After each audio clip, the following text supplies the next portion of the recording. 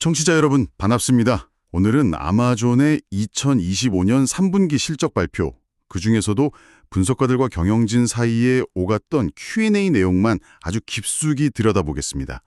이게 공식 발표 내용 너머에 있는 진짜 속내를 좀 엿볼 수 있는 기회잖아요. 네, 맞습니다.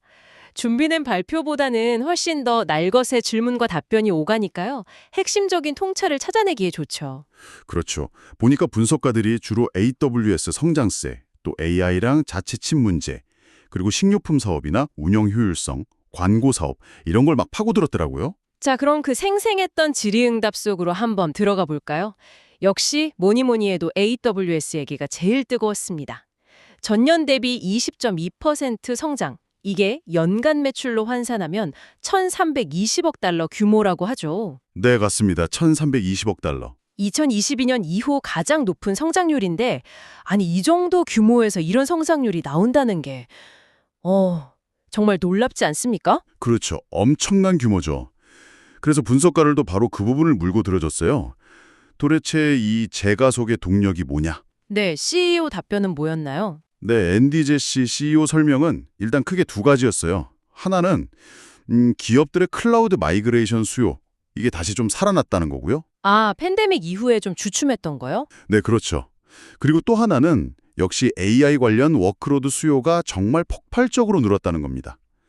근데 여기서 조금 더 봐야 할 게 이 두 가지가 그냥 따로 노는 게 아니라 서로 맞물려 돌아간다는 점이에요. 맞물린다. 어떤 의미죠? 그러니까 단순히 기존 시스템을 그냥 클라우드로 옮기는 수준을 넘어서 이제는 AI 월크로드 자체가 클라우드로 가야 하는 강력한 이유가 되는 거죠. 그러면서 더 복잡하고 뭐랄까 부가가치가 높은 월크로드 이전까지 같이 빨라지고 있다는 신호로 좀 읽어야 합니다. 아하. 특히 CEO가 구체적으로 언급한 게 AI 모델 추론이랑 학습 수요, 그리고 아마존 자체 AI 칩 있잖아요. 트레이니움. 네, 트레이니엄. 네, 그 트레이니움 사용량이 크게 늘었다고 딱 짚어서 얘기했죠. 맞아요. 그 트레이니엄 칩 질문이 정말 많았어요. 자체 AI 칩 개발이라니 이건 정말 큰 승부수인데 이게 시장에서 어떤 의미일까요? 특히 그 엔비디아라는 엄청난 파트너이자 어떻게 보면 경쟁자잖아요. 이 관계 속에서 아마존은 뭘 그리고 있는 건지 궁금하더라고요. 네, 그 부분이 아주 흥미로운 지점이죠. 일단 트레이니움2는 이미 그 자체로 수십억 달러 규모 사업이 됐다고 하고요. 와, 벌써요? 네, 근데 더 놀라운 건 전분기 대비 매출이 150%나 늘었다는 거예요. 150%요? 엄청나네요. 그쵸. 지금은 근데 소수의 아주 큰 고객들 위주라고 해요. 예를 들면 AI 스타트업 엔스로픽이라고 있죠. 네, 엔스로픽. 거기서 하는 프로젝트 레이니어라는 거대 언어 모델 학습 프로젝트가 있는데 여기에 트레이니움2 칩을 50만 개 쓰고 있대요. 50만 개요? 네, 연말까지는 100만 개로 늘릴 계획이라고 하고요. 이야. 이렇게 막 수요가 몰리는 이유가 CEO 설명으로는 기존 GPU보다 가격 대비 성능이 한 30%에서 40% 정도 더 좋기 때문이라고 합니다. 아, 가성비가 좋군요. 네. 그래서 곧 나올 트레니엄 3로는 더 많은 고객들, 특히 뭐 중간 규모 고객들에게도 이 혜택을 주겠다는 계획이 있고요. 여기서 아마존 전략이 진짜 재밌는 게 엔비디아 칩 사는데 아무 제약 없고 앞으로도 계속 많이 살 거라고 엄청 강조를 해요. 네, 그렇죠. 파트너십 중요하다고 했죠. 그러면서 동시에 자체 칩 개발에 이렇게 막대한 투자를 하고 있단 말이죠. 이걸 이제 투트랙 전략이라고 부르는데 고객한테 엔비디아랑 트레이니엄 선택지를 주는 거죠. 그러면서 가격 경쟁력도 확보하고 또 특정 회사에 너무 의존하지 않으면서 공급망 단정성까지 뭐 이런 다각적인 노림수가 있는 셈입니다. 아, 듣고 보니 정말 그러네요. 선택지를 넓혀주면서 가격 경쟁도 유도하고. 맞습니다. 근데 사실 자체 칩 개발이라는 게 이게 뭐 연구 개발 비용도 엄청나고 생산 리스크도 크고 엄청난 도전 아닙니까? 그럼요. 쉽지 않죠. 엔비디아랑 협력하면서 또 경쟁하는 이런 줄타기가 과연 장기적으로 잘 될까? 이런 의문도 좀 들거든요. 분석가들도 비슷한 질문 했겠죠. 정확하십니다. 분석가들이 아주 날카롭게 물어봤어요. 트레이니엄 트리가 정말 엔비디아 아성에 도전할 만큼 성공할 수 있겠냐? 구체적으로 어떤 과제가 있냐고요? 네, CEO 답변은 어땠나요? CEO도 솔직하게 인정하더라고요. 대량 생산 능력 확보하는 거, 또 사용하기 편하게 소프트웨어 생태계 만드는 거, 그리고 아까 말한 프로젝트 레이니어 같은 성공 사례를 만들어서 고객 신뢰를 얻는 거, 이게 핵심 과제라고요. 역시 만만치 않군요. 네. 트레이니엄 3가 2세대보다 성능도 한 40% 정도 더 좋게 만드는 게 목표라고 하니까 이 과제들을 어떻게 풀지가 진짜 관건이겠죠. 그리고 이런 칩 전력이랑 같이 봐야 하는 게 바로 그 데이터 센터 용량 투자입니다. 정말 어마어마해요. 아, 데이터 센터요. 그것도 얘기 많이 나왔죠. 네, 지난 1년 동안에만 3.8기가와트 용량을 추가했대요. 이게 어느 정도냐면 웬만한 큰 도시 하나가 쓰는 전력량이랑 비슷해요. 3.8기가와트. 상상이 잘 안 가네요. 그렇죠.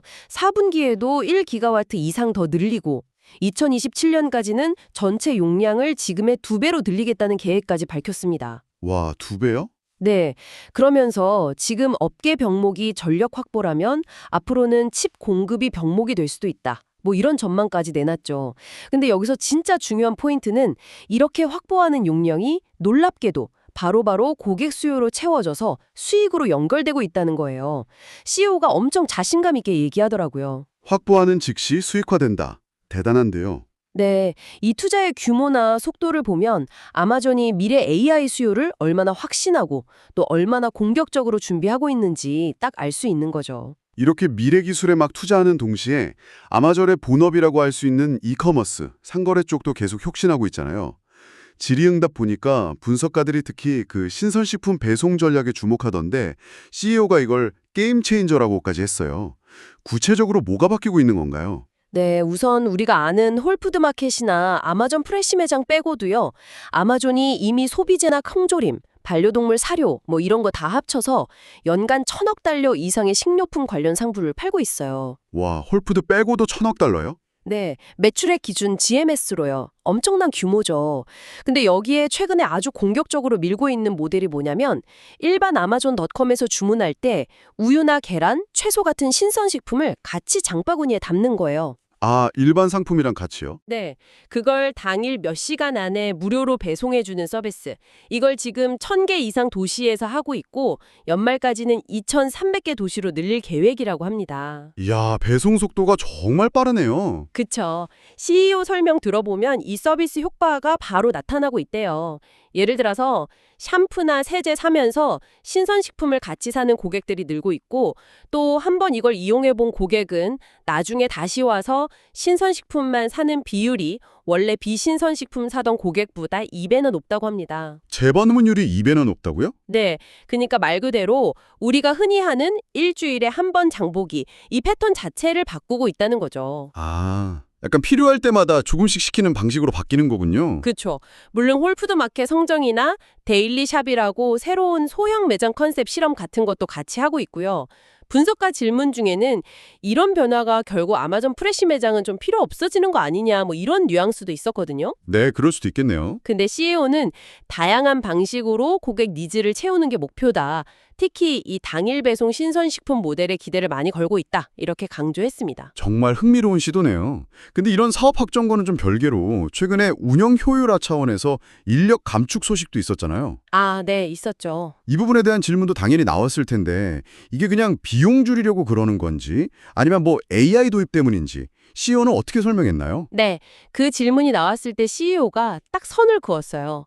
이건 재정적인 이유나 AI 자동화 때문이 아니다. 오히려 문화적인 컬처럴 결정이다. 이렇게 강조했죠. 문화적인 결정이요? 네. 그러니까 지난 몇 년간 회사가 너무 폭발적으로 성장하면서 조직이 막 커지고 좀 관료화되고 그러면서 의사결정 속도가 느려지는 걸 경계한다는 거예요. 아, 큰 회사병 같은 거군요. 그렇죠. 아마존 목표는 여전히 세계에서 가장 큰 스타트업처럼 민첩하게 움직이는 거라면서요. 그래서 조직 계층 줄이고 현장 실무자한테 더 많은 권한 주고 오너십을 줘서 더 빠르고 혁신적인 문화를 만들겠다는 의지를 보인 거죠. 표면적으로는 문화 얘기를 했지만 결국은 이 거대 조직이 이렇게 막 기술이 빨리 변하는 시대에 어떻게 민첩성을 유지하고 혁신을 계속할 거냐 하는 아주 근본적인 고민을 보여주는 대목이에요. 단순히 비용 절감 차원이 아니라는 거군요. 네, 운영 방식 자체를 좀 재정의하려는 시도로 볼 수 있죠. 물론 뭐 직원들 입장에서는 좀 다르게 느낄 수도 있겠지만 경영진의 의도는 분명해 보였습니다. 그런 가장 큰 스타트업 같은 민첩성, 효율성 추구, 이게 물류 현장의 로보틱스 투자하고도 자연스럽게 연결이 되겠네요. 로봇 얘기도 좀 나왔죠. 네, 당연히 나왔죠. CEO 답변 들어보면 이미 100만 대 이상의 로봇을 아마존 물류 네트워크 전체에 투입했고 투자는 지금도 계속하고 있다고 합니다. 100만 대요? 와. 네, 근데 로봇 도입의 핵심 목표가 단순히 비용 절감이 아니라고 또 강조하더라고요. 작업 환경 더 안전하게 만들고 반복 업무 줄여서 생산성 높이고 결국은 더 빠른 배송 속도를 만들기 위해서라고요. 안전, 생산성, 속도. 네. 그리고 중요한 게 로봇이 사람 직원을 대체하는 게 아니라 서로 강점을 살려서 협력하는 시스템을 만들고 있다는 점이에요. 이게 결국 고객 경험도 좋게 하고 운영 효율도 높이는 뭐랄까 두 마리 토끼를 잡는 길이라고 보는 거죠. 은행 운영 그렇고 아예 미래의 쇼핑 경험 자체를 바꾸려는 시도도 좀 보였어요. 에이전틱 커머스라는 말이 나왔는데 좀 생소하거든요. 이게 정확히 어떤 그림이고 아마존은 이걸 어떻게 준비하고 있나요? 네, 에이전틱 커머스. 말 그대로 AI 에이전트. 그러니까 인공지능 비서가 쇼핑하는 것 전반을 도와준다는 개념이에요. AI 비서가 쇼핑을요? 네, 특히 뭐 캠핑 가는데 괜찮은 침낭 좀 추천해줘 같이 뭘 사야 할지 딱 정해지지 않았을 때 있잖아요. 네네. 그럴 때 마치 경험 많은 매장 직원이 옆에서 질문도 해주고 취향도 파악해주고 여러 옵션 중에서 제일 좋은 걸 딱 제안해주고 선택을 도와주는 경험. 이걸 온라인에서 구현하려는 거죠. 아, 약간 맞춤형 쇼핑 도우미 같은 거네요? 그렇죠. 아마존은 이미 루푸스라는 자체 AI 쇼핑 비서를 운영 중이거든요. 아, 루푸스. 들어본 것 같아요. 네. 내 CEO가 밝힌 수치를 보면 정말 놀라워요. 루푸스가 이미 연간 활성 고객 2억 5천만 명을 확보했대요. 2억 5천만 명이요? 네. 그리고 월간 사용자 수는 작년보다 140% 늘었고 상호작용 건수는 210%나 늘었다고 합니다. 엄청난 성장세네요. 근데 더 중요한 건 루푸스를 사용한 고객이 구매를 완료하는 비율이 안 쓴 고객보다 60%나 높다는 거예요. 와, 구매 전환율이 60%나요? 네. 이걸 통해서 연간 100억 달러 이상의 추가 매출을 만들 잠재력이 있다 뭐 이렇게 예측하더라고요. 100억 달러. 대단하네요. 네. 그리고 뭐 아마존에 없는 상품까지 찾아서 대신 사주는 바이포미 같은 좀 실험적인 서비스도 하고 있다고 하고요. 그리고 장기적으로는 외부의 다른 AI 에이전트들하고도 파트너십을 맺을 수 있다고 CEO가 언급했어요. 외부 AI 에이전트요. 네.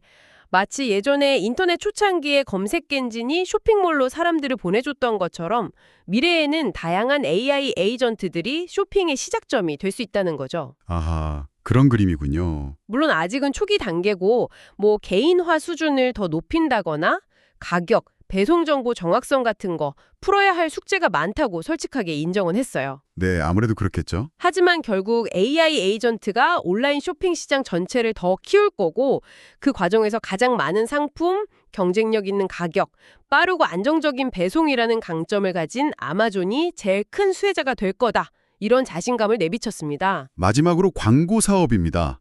이번 분기 매출이 무려 176억 달러. 성장률도 22%로 다시 빨라졌어요. 와, 정말 대단한 성과인데요? 네, 정말 강력하죠. 이제 이커머스 플랫폼을 넘어서 완전 거대한 광고 플랫폼이 된 모습인데 분석가들도 이 성장세의 배경이랑 이게 계속될 수 있을지 이런 걸 집중적으로 물어봤죠. 네, 그랬습니다. CEO는 아마존 광고의 핵심 강점으로 풀퍼널 접근 방식을 딱 꼽았어요. 풀퍼널이요? 그게 무슨 뜻인가요? 이게 뭐냐면 프라임 비디오나 트위치 아니면 라이브 스포츠 중계 같은 걸 통해서 잠재 고객이 브랜드를 처음 알게 되는 단계 있잖아요. 그걸 탑퍼널이라고 하는데 거기서부터 시작해서요. 고객이 실제로 아마존 웹사이트나 앱에서 상품 검색할 때 관련 상품 광고 보여줘서 구매하게 만드는 단계, 이걸 버튼 퍼널이라고 하거든요. 이 모든 단계, 그러니까 고객 여정의 처음부터 끝까지를 다 커버하는 광고 상품을 제공한다는 뜻입니다. 아, 인지도 상승부터 구매 전환까지 다 책임진다. 그렇죠. 거기에다가 아마존이 가진 그 방대한 고객 구매 데이터, 행동 데이터, 이걸 기반으로 엄청 정교하게 타겟팅을 하고 또 광고 성과를 명확하게 측정해주는 시스템까지 있으니까 광고주들 입장에서는 광고 투자 수익률 ROS가 아주 높게 나온다는 거죠. 데이터 기반의 정교한 타겟팅과 성과 측정, 확실히 강점이네요. 네, CEO가 현재 핵심 성장 동력으로 세 가지를 꼽았는데요. 첫째는 뭐니 해도 가장 비중이 큰 아마존 스토어 안에서의 스폰서 광고. 이게 꾸준히 잘 크고 있다는 거고요. 네. 둘째는 이제 막 크기 시작한 비디오 광고 시장에서의 잠재력, 프라임 비디오 광고나 라이브 스포츠 중계권 같은 걸로요. 이건 아직 초기 단계지만 성장 가능성이 크다는 거죠. 비디오 광고. 네. 그리고 셋째는 아마존 자체 DSP, 디맨드 사이드 플랫폼, 이 사업이 아주 빠르게 크고 있다는 겁니다. DSP요? 그건 또 뭐죠? 이건 광고주들이 아마존 플랫폼 안에서뿐만 아니라 로크나 넷플릭스, 스포티파이, 시리어스 XM 같은 아마존 바깥의 다양한 플랫폼 사용자들에게도 타겟 광고를 보낼 수 있게 해주는 기술 플랫폼이에요. 외부 플랫폼에도 광고를. 네, 최근에 이 DSP 기능을 엄청 강화하고 파트너십도 공격적으로 늘리면서 광고주들한테 아주 매력적인 선택지가 되고 있다고 설명했습니다. 그렇군요. 정말 광고 사업도 다각적으로 키우고 있네요. 자, 그래서 이 모든 질의응답 내용을 한번 쭉 종합해보면 우리는 뭘 알 수 있을까요? 오늘 얘기를 들어보니까 아마존의 그 거대한 두 축, 기술 인프라 쪽이랑 상거래 플랫폼 쪽이 어떻게 서로 영향을 주고받으면서 미래를 준비하는지 그 단면을 본 것 같아요. 네, 맞습니다. AWS랑 AI 쪽에서는 압도적인 시장 지위를 지키면서도 자체 칩이나 데이터 센터에 천문학적인 투자를 해서 미래를 대비하고 있고, 그렇죠. 엄청난 투자죠. 또 핵심인 상거래 쪽에서는 신선식품 배송 혁신이나 로보틱스로 효율성을 극대화하려고 하고요. 네. 그러면서도 또 거대 기업의 비효율성을 경계하면서 스타트업처럼 민첩하게 움직이려는 그런 조직 문화적인 노력도 하고, 네, 그 부분도 인상 깊었죠. 또 에이전트 커머스 같은 미래 쇼핑 환경도 준비하고, 이 모든 걸 뒷받침하는 강력한 광고 사업까지. 정말 하나 빼놓을 게 없네요. 네, 정말 다각적인 움직임이죠. 특히 그 인공지능 시대를 대비해서 인프라를 구축하는데 정말 과감하게 베팅하는 모습, 자체 칩, 데이터 센터 증설, 또 물류 네트워크 혁신, 신선식품 당일 배송, 로보틱스로 고객 경험을 차별화하려는 시도, 그리고 세계에서 가장 큰 스타트업이라는 어떻게 보면 좀 모순적인 목표를 추구하는 그 조직 운영 방식 실험. 여기서 아마존의 야심과 미래 전략 방향을 아주 명확하게 읽을 수 있었습니다. 이런 움직임들은 사실 아마존이라는 한 회사 얘기만이 아니라 아마 청취자 여러분들이 계신 산업 분야나 관심을 갖고 보는 분야 전반에 걸쳐서 나타나는 변화의 흐름과도 분명 연결될 수 있을 겁니다. 하면 어떨까 하는데요. 오늘 우리가 본 것처럼 아마존 CEO는 세계에서 가장 큰 스타트업처럼 빠르고 민첩하게 움직이겠다고 계속 강조하잖아요. 네, 그렇죠. 끊임없이 얘기하죠. 근데 그러면서 동시에 자체 AI 칩 개발이나 정말 수십 년을 내다보는 수십억 달러짜리 데이터 센터 건설 같은 엄청나게 장기적이고 거대한 기초 투자를 또 망설임 없이 하고 있단 말이죠. 네, 그 두 가지가 공존하죠. 이 민첩성 확보와 거대한 기초 투자, 이 둘 사이의 긴장 관계랄까? 혹은 시너지랄까? 이게 여러분의 분야나 관심사에서는 혹시 어떻게 나타나고 있다고 생각하시나요? 만약 여러분이 이 거대한 기술 기업의 의사결정자라면 한정된 자원을 어떻게 나눠서 이 민첩성과 장기적인 기반 구축이라는 두 마리 토끼를 다 잡으시겠습니까? 한 번쯤 고민해 볼 만한 질문인 것 같습니다. 오늘 아마존 실적 발표 Q&A 심층 분석 여기까지입니다. 발표 자료 너머의 생생한 목소리를 통해서 미래 전략의 퍼즐 조각들을 함께 맞춰볼 수 있는 시간이었습니다.